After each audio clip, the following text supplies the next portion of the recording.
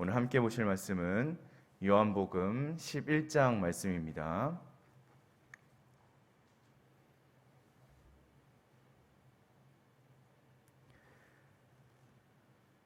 요한복음 11장 38절로 46절까지의 말씀, 제가 가지고 있는 성경책은 신약성경 166쪽에 있습니다.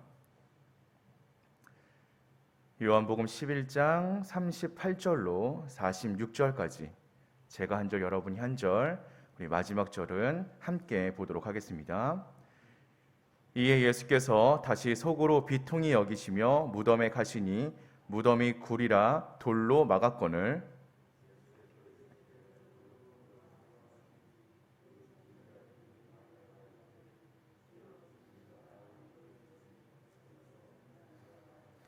예수께서 이르시되 내 말이 내가 믿으면 하나님의 영광을 보리라 하지 아니하였느냐 하시니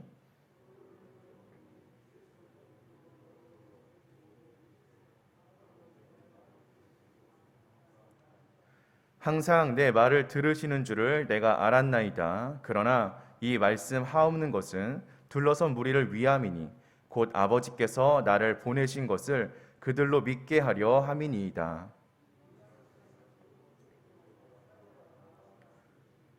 죽은 자가 수족을 배로 동인 채로 나오는데 그 얼굴은 수건에 쌓였더라.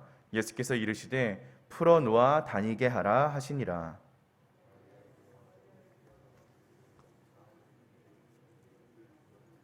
함께 보시겠습니다. 그 중에 어떤 자는 바리새인들에게 가서 예수께서 하신 일을 알리니라. 아멘. 우리가 너무나 잘 알고 있는 것처럼 예수님께서 이 땅에 오신 목적이 있으시죠. 예수님께서 이 땅에 오신 목적은 죄인들을 구원하기 위해서였습니다. 십자가에서 대속의 죽음을 당하시는 것이 우리가 너무나 잘 알고 있는 예수님의 이 땅에 오신 목적입니다. 그런데 그것보다 조금 더 중요한 예수님의 목적이 있습니다. 그것은 그 십자가의 대속 사건 이후에 나타날 부활의 영광입니다. 이 부활이 없다면 우리의 신앙도 헛된 것이 될 것이고요. 이 부활이 있어야만 우리가 영원히 하나님 품에 안겨서 하나님을 찬양하는 이 천국의 소망을 가질 수 있기 때문입니다. 그렇기에 오늘 우리가 함께 읽은 이 본문에는 큰 의미가 있습니다. 예수님께서 죽은 나사로를 살리신 표적은 예수님의 죽으심과 부활, 이것에서 나아가서 모든 믿는 자들이 부활할 것이다 라는 우리의 부활을 예시하는 표적이기 때문입니다. 오늘 사건은 우리가 너무나 잘 알고 있습니다. 나사로의 무덤에 가신 예수님께서 이 무덤의 입구를 막고 있는 돌을 옮겨 놓으라 라고 말씀하시면서 우리가 함께 읽은 단락이 시작이 됩니다. 그러자 마르다가 나사로가 죽은 지 벌써 나흘이나 지났다. 그래서 이제 냄새가 난다라고 예수님께 아뢰고 있습니다.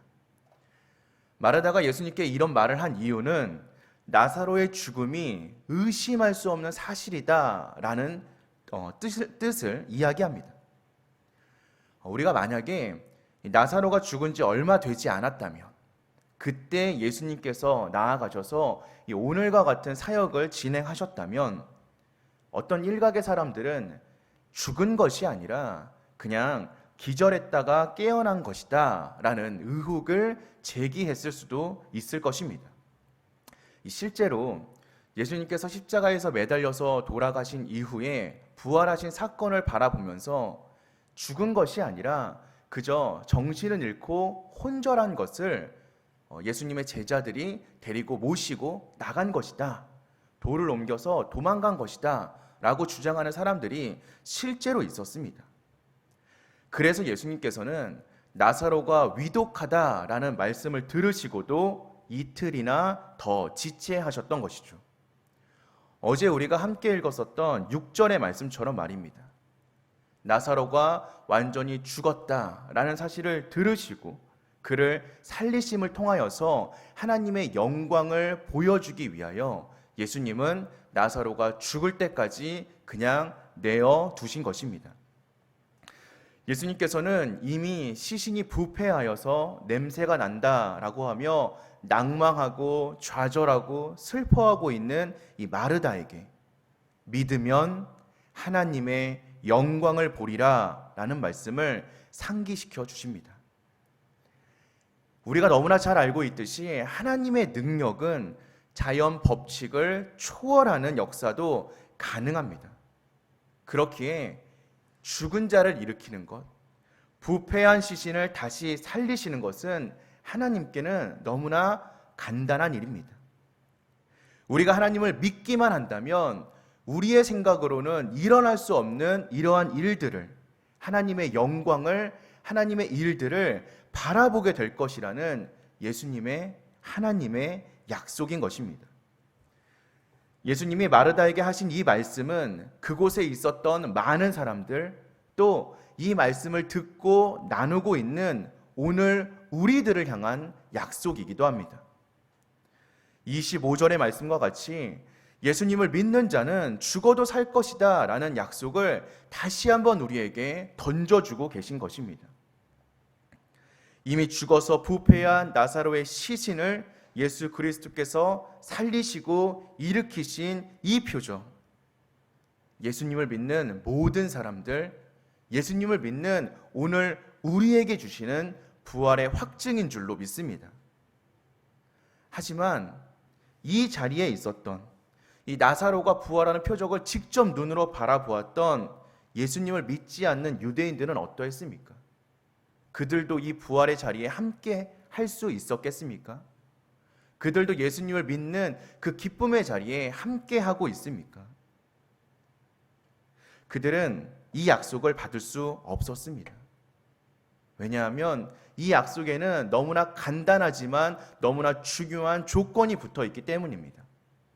바로 예수님을 믿는 자에게만 주어진다는 사실입니다. 오늘 우리는 하나님의 약속을 어떻게 대하고 있습니까? 우리는 하나님의 말씀을 어떻게 받고 있습니까? 하나님의 약속과 하나님의 말씀이 우리에게 주어질 때 그것을 정말 믿음으로 받고 있습니까? 아니면 그저 지식적으로 머리에 담겨져 있는 한 줄의 문장으로 받고 있습니까? 우리는 하나님의 말씀을 마주할 때마다 믿음으로, 아멘으로 마음에 새길 수 있어야 합니다. 우리가 믿음으로 하나님의 영광을 보고 부활의 은혜를 누리는 참 성도가 되어야 할 줄로 믿습니다. 이 기도의 시간을 통하여서 주님의 말씀을 정말 믿을 수 있는 저와 여러분들 되시기를 주님의 이름으로 축원드립니다. 무덤 입구에 돌을 옮겨놓자 예수님은 사람들이 듣는 가운데 하나님께 감사의 기도를 올려드립니다. 예수 그리스도의 말씀을 들으셔서 나사로를 살아나게 하심에 대한 감사의 기도였습니다. 오늘 우리가 함께 읽은 말씀에서도 잘 드러나고 있듯이 예수님이 이러한 감사의 기도를 올려드린 이유는 그곳에 있는 사람들을 위해서였습니다. 예수님을 위해서도였지만 이 기도를 듣고 있는 다른 사람들을 위한 기도였습니다. 다른 사람들이 예수님이 누구인지 알게 하기 위하여서, 예수님은 하나님이 보내신 분이다라는 이 사실을 알게 하기 위하여 감사의 기도를 드리셨던 것입니다. 이는 나사로를 살리신 이 표적의 목적이 단순히 나사로를 살리는 것에 있지 않다라는 것을 보여주고 있습니다. 조금 쉽게 말씀드리자면 예수님께서는 오늘 이 사건을 통하여서 예수님이 누구인지를 보여주고 싶으셨던 것입니다.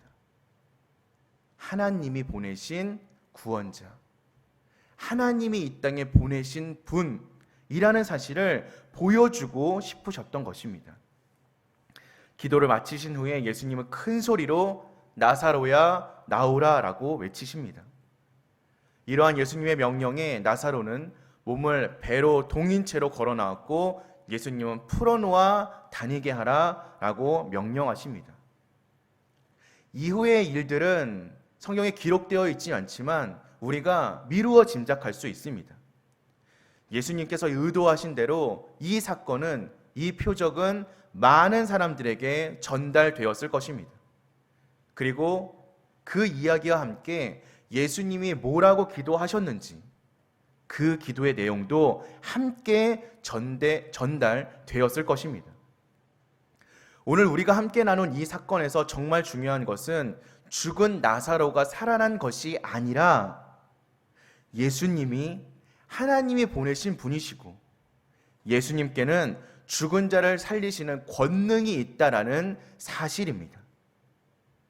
우리의 믿음의 방점은, 말씀의 방점은 바로 여기에 찍혀 있어야 하는 것입니다. 예수님이 어떤 분이신가에 대한 문제는 우리에게 너무나 중요합니다. 왜냐하면 그것은 우리의 구원과 직결되어 있는 문제이기 때문입니다. 지금도 성령님께서는 초자연적인 일들을 통하여서 일하고 계십니다. 그래서 소수의 사람들은 이러한 이적을 통하여서 예수님에 대한 믿음이 견고해지기도 합니다. 이것은 믿음이 하나님의 영광을 보게 한다라는 예수님의 말씀을 증명하는 사건이기도 합니다. 그런데 또 다른 사람들은 어떠합니까? 기적을 놀라워하고 기적을 너무나 좋아하면서도 그 일을 행하신 예수님에 대하여서는 무관심한 경우가 많이 있습니다. 그저 사건에만 집중할 뿐 그것이 가리키고 있는 대상은 발견하지 못하고 있는 것입니다. 혹시 예전에 굉장히 유명했던 이 성철 스님이라는 분을 알고 계시나요? 이분께서 여러 가지 유명한 말을 하셨는데요. 그 가운데 달을 가리키면 달을 봐야지 왜 손가락을 보고 있느냐라는 말을 하신 적이 있습니다. 이 말은 불교의 굉장히 유명한 이 법문에서 나온 이야기입니다. 이 불가에는요, 이지표월, 인지견월이라는 법문이 있습니다. 무슨 이야기냐면요, 어려우시죠? 새벽부터 갑자기 달을 가리키는 것은, 우리가 손가락을 들어서 달을 가리키는 것은 깨달음을 얻게 해주기 위해서 쓰는 방편이고, 그 달을 바라보는 것은 실상을 보는 것이다, 진짜가 무엇인지를 보는 것이다 라는 이야기입니다. 저는 이 이야기가요 갑자기 떠올랐습니다. 오늘 말씀을 묵상하면서. 왜냐하면 오늘 말씀을 통하여서 우리에게 주시는 은혜가 바로 이 이야기이기 때문입니다. 주님의 사역은 주님을 알게 하기 위한 방편입니다. 그 사역을 통하여서 우리가 주님을 바라보는 것이 실상을 바라보는 것이고 구원을 얻는 길이라는 사실을 우리는 잊지 말아야 합니다. 하지만 우리는 때때로 주님의 사역에 집중할 때가 많이 있습니다. 아, 주님이 이런 일을 하셨지. 아, 맞아. 주님이 이런 기적도 일으키셨지. 주님이 죽은 자도 살리셨지. 몇천 명을 먹이셨지. 사랑하는 성도 여러분, 그러한 일들보다 더 중요한 것은 그러한 일들을 행하신 주님이 누구인지를 아는 사실입니다. 그런 일을 행하신 주님이 하나님의 아들이시지. 이런 일들을 행하신 그 주님이 바로 나를 위하여 이 땅에 오신 나의 구원자이시지. 눈에 나타나는 기적보다 그 일을 행하시는 주님을 바라보는 지혜와 믿음이 있어야 우리의 신앙은 성숙해질 수 있고 우리의 발걸음은 하나님을 따라 나아갈 수 있을 줄로 믿습니다. 오늘 이 기도의 시간을 통하여서 그렇게 주님을 바라볼 수 있는 우리가 되게 해달라고 함께 기도하기를 소망합니다. 말씀을 마무리하겠습니다. 성도는 그리스도의 죽음과 부활을 믿음으로 영생을 누리면서 살아가는 사람들입니다. 그리고 예수님을 믿음으로 하나님의 영광을 날마다 체험하고 이 세상 가운데 하나님의 영광을 드러내면서 증언하면서 살아가는 사람들입니다. 사망의 권세 아래 방황하는 영혼들에게 부활이요 생명으로 오신 예수 그리스도를 깨닫고 그분을 붙잡고 그분을 전하는 저와 여러분들이 되시기를 소망합니다. 더불어서 예수님께서는 지금 이 순간에도 우리의 이름을 불러주시고 우리의 사정을 다 알아주시는 우리의 목자이심을 기억하는 이 시간이 되기를 소망합니다. 낙심되고 절망되고 슬프고 고난스러운 일들이 혹시 성도님들의 삶 가운데 있으십니까? 주님은 우리를 그러한 상황 가운데에서 건져주시기를 원하고 계십니다. 우리 개개인들에게 주시는 주님의 말씀을 믿음으로 붙잡으면서 우리에게 능력을 더해주시고 우리에게 은혜를 부어주시는 영생의 능력을 더하여 주시는 그 주님을 만나시는 오늘 하루가 되시기를 주님의 이름으로 기도하겠습니다.